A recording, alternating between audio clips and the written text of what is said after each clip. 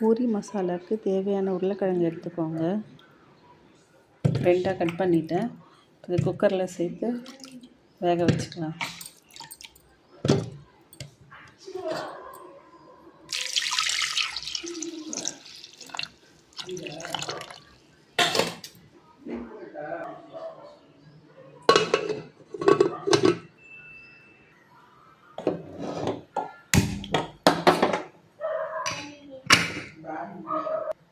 நல்லா வேக வச்சு எடுத்துக்கோங்க. நான் உருளைக்கிழங்கு மசாலா செய்கிறதுக்கு 2 வெங்காயம் அரிஞ்சு வச்சுருக்கேங்க. 4 பச்சை மிளகா, ஒரு துண்டு இஞ்சி வச்சுருக்கேன். இதை நசுக்கி எடுத்துக்கலாம். அப்புறம் கருவேப்பிலை, தாளிக்கிறதுக்கு கடுகு, உளுத்தம்பருப்பு, கடலைப்பருப்பு, மஞ்சத்தூள், சோம்புத்தூள், கொஞ்சமாக பொட்டுக்கடலை எடுத்து வச்சுருக்கேங்க. இதை பொடி பண்ணி வச்சிட்டோன்னா நம்ம லாஸ்ட்டு அதை போட்டு கொஞ்சம் கரைச்சி எடுத்துக்கலாங்க. வாங்க எப்படி செய்கிறதுன்னு பார்க்கலாம். நான் ஸ்டவ் ஆன் பண்ணி ஒரு பாத்திரம் வச்சுருக்கேங்க.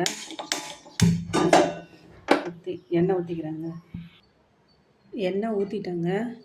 எண்ணெய் காய்ச்சதும் நான் கடுகு உளுத்தம்பருப்பு சேர்த்துக்கிறேன்.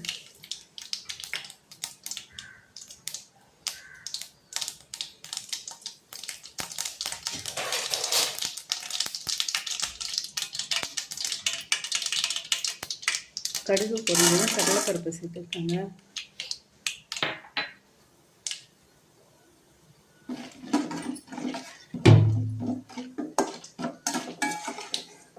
இப்போ நம்ம வெங்காயம் போட்டுக்கலாம்.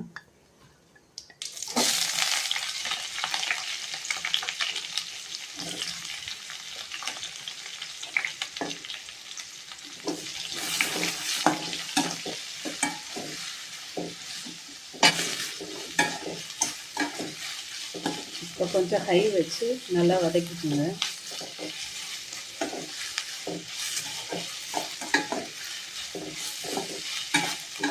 இது கூடவே நம்ம அரிஞ்சு வச்ச பச்சை மிளகா,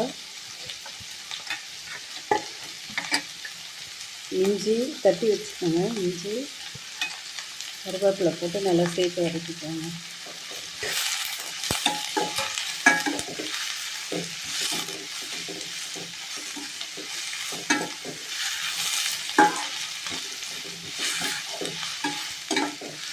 கொஞ்ச நேரம் வதங்கட்டும்.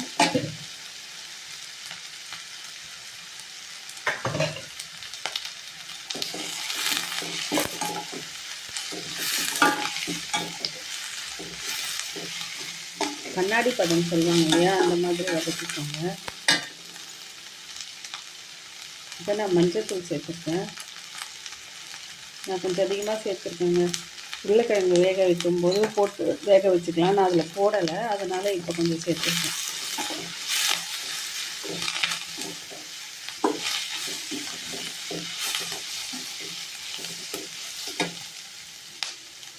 சோம்புத்தூள் சேர்த்துருக்கேங்க.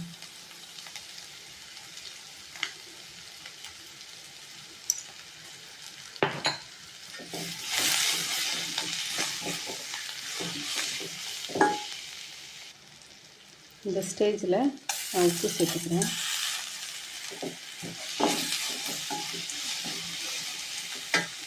உப்பு சேர்த்துட்டு தண்ணி ஊற்றிக்கலாங்க.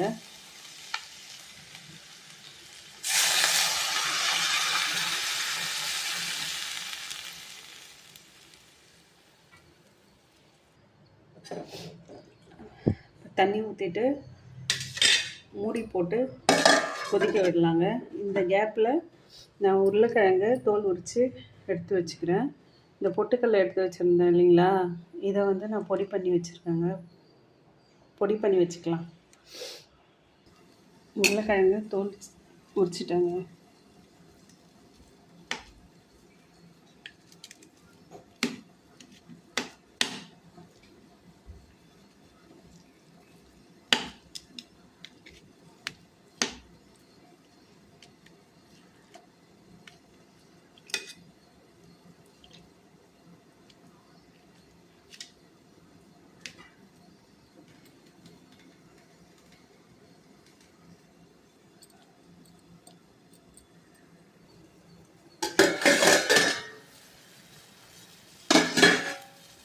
கொதிக்குது.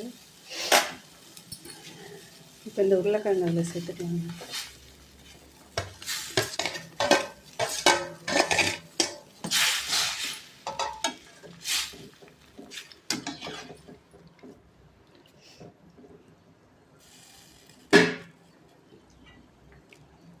நான் பொட்டுக்கடலையும் பொடி பண்ணிட்டு வந்துட்டேன். ஈஸியாக இருக்குங்க. நான் தண்ணி கொஞ்சம் கரெக்டாக தான் வச்சுருக்கேன். அதனால் கொஞ்சமாக பொட்டுக்கடலை சேர்த்து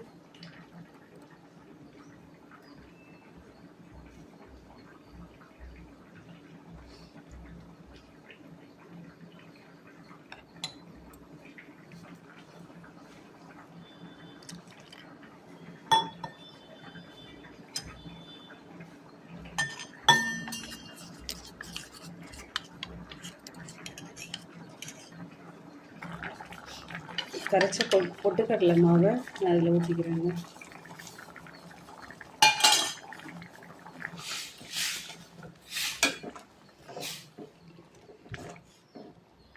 உருளைக்கிழங்கு போட்டு கொஞ்சம் நேரம் கொதிக்கட்டும். அதுக்கப்புறமா கடைசியாக பொட்டுக்கடலை மாவு ஊற்றி கலரிக்கோங்க.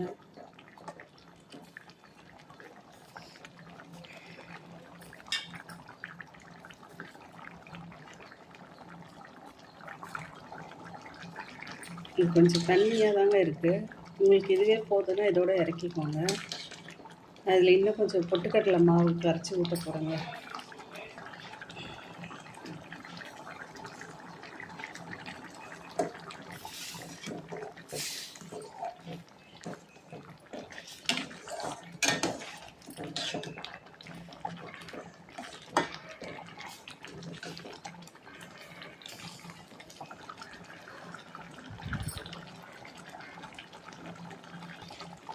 கொஞ்சம் நேரம் கொதித்து தண்ணி சுண்டிடுச்சுங்க. எனக்கு இந்த திக்னஸ் போதும். நான் இதோட நிறுத்திக்கிறேன். பூரி மசாலா தயாருங்க.